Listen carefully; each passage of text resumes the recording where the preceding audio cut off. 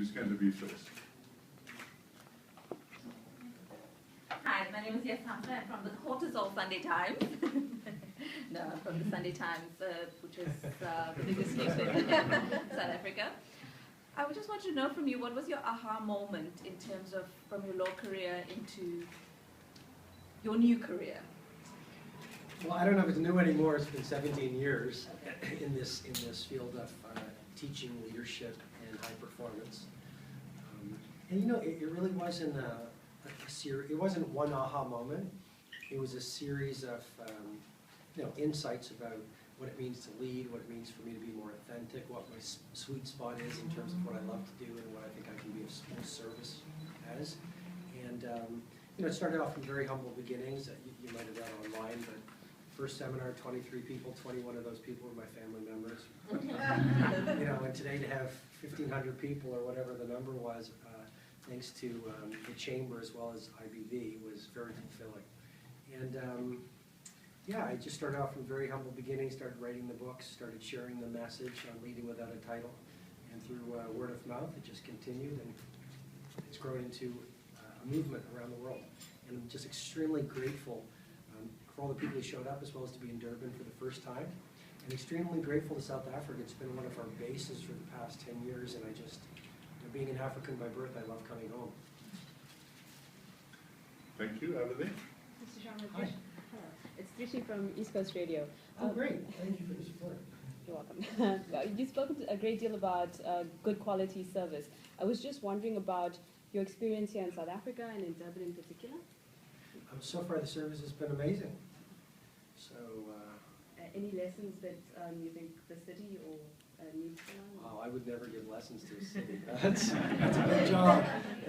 But no, for me, it's been just from the moment I landed at the airport, just the graciousness. And for me, honestly, the biggest thing I've been wondering about is everything has been billed as life-changing. And so I could never live up to the expectations people have of me. I just wanted to be of service, help build more leaders. And the hospitality and the graciousness and also the service so far has been excellent, truly excellent. And I like the weather too. I'm a Canadian, so if this is your winter, I'm coming back. These two. Mr. Sharma, I'm Tariq Sharifashad from Lotus FM in Durban. Great, nice to meet you. You too. First, on a personal level, if I will be allowed, thank you for the greatness you teach me daily on a personal level. I have 3 questions I hope you'll be able to answer.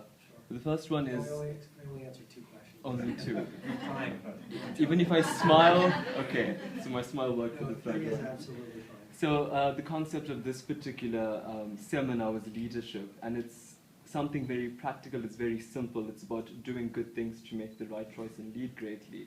But why is it so difficult for society, for worlds to understand this? Well, I think we do live in the age of dramatic distraction, and we embrace these ideas and we have great intentions, but really what makes a great company or a great leader or a great life is the execution.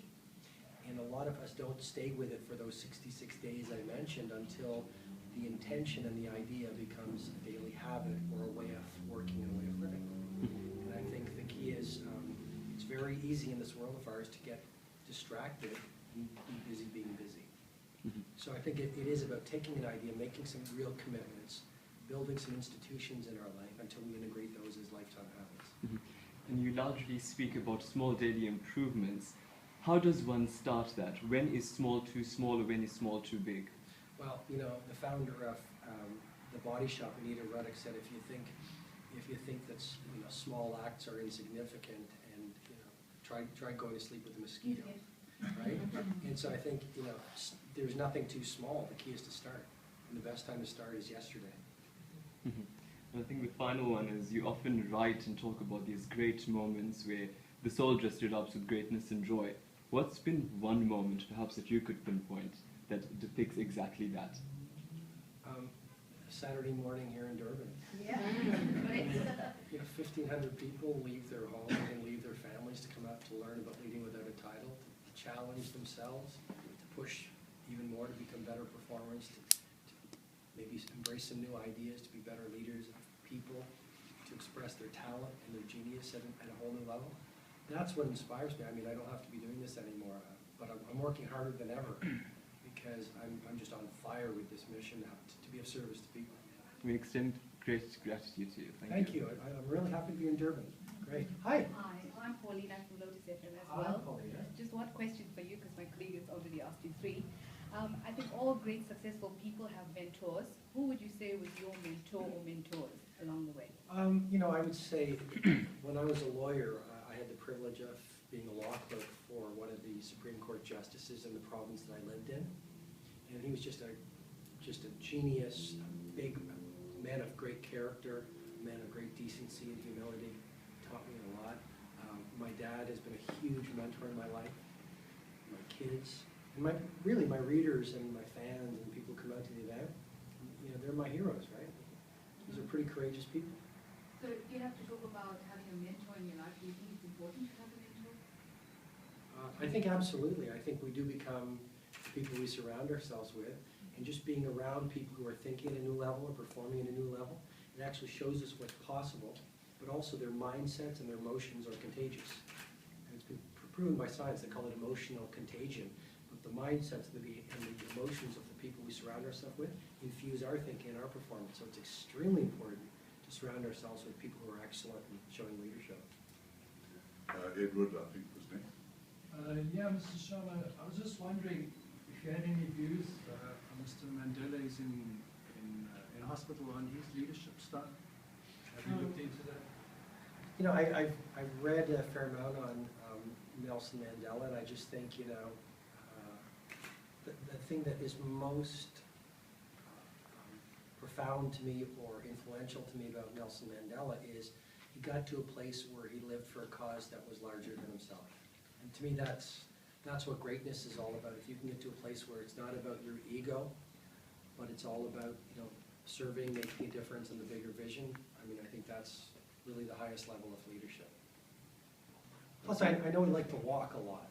That's always, like I used to read, like he just loved walking for whole days. Like he'd go back to, is it Transvaal or the place where he's from?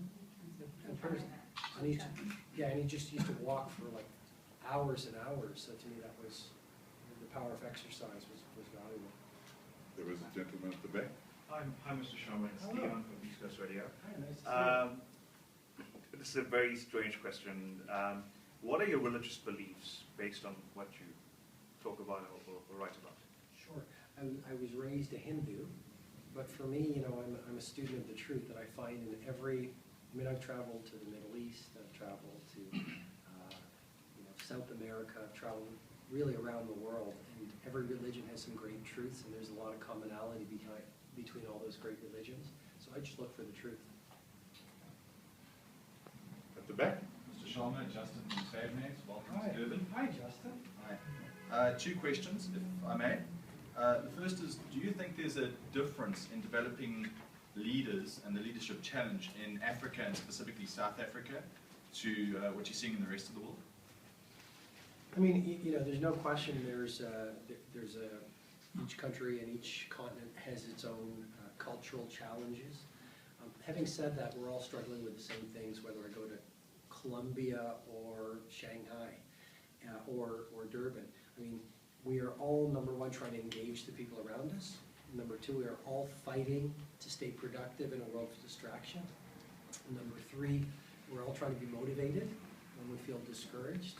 Number four, we're trying to balance work and family. Number five, there's obviously intense competition in the world right now. Number six, there's incredible volatility in the global economic market. So a lot of the things leaders with titles and without titles are struggling with are the same every single place I go. Thank you. Second one perhaps goes to point 4 and is a little biased, I must tell you. What do you think of the role of parents in developing leaders?